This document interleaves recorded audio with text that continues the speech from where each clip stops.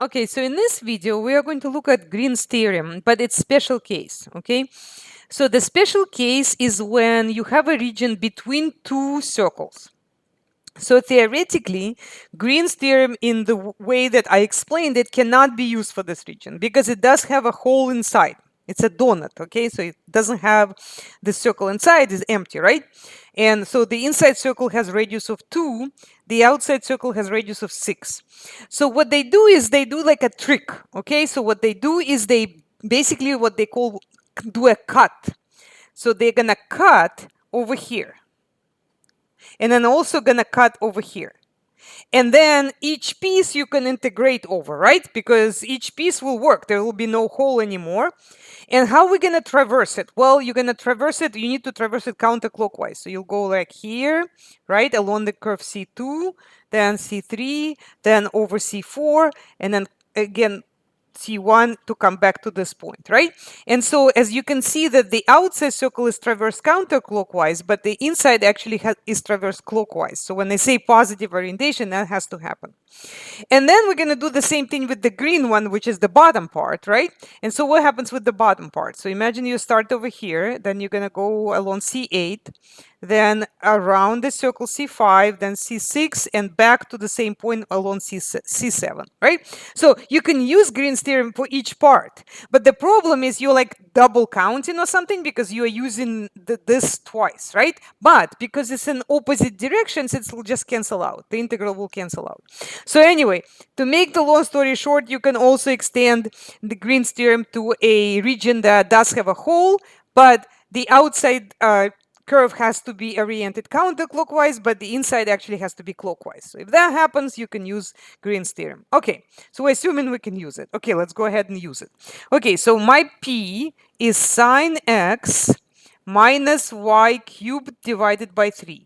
My q, which is the y component of the force, so that's going to be x cubed over 3 plus sine y.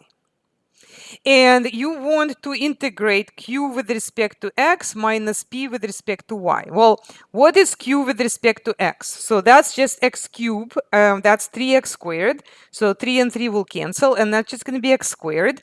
Now, a derivative of sine y is 0 because sine y doesn't have an x.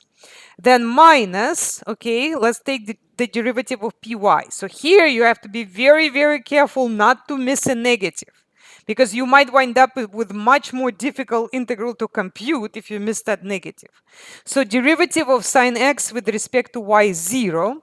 Then you have to have a negative, which is still going to be there.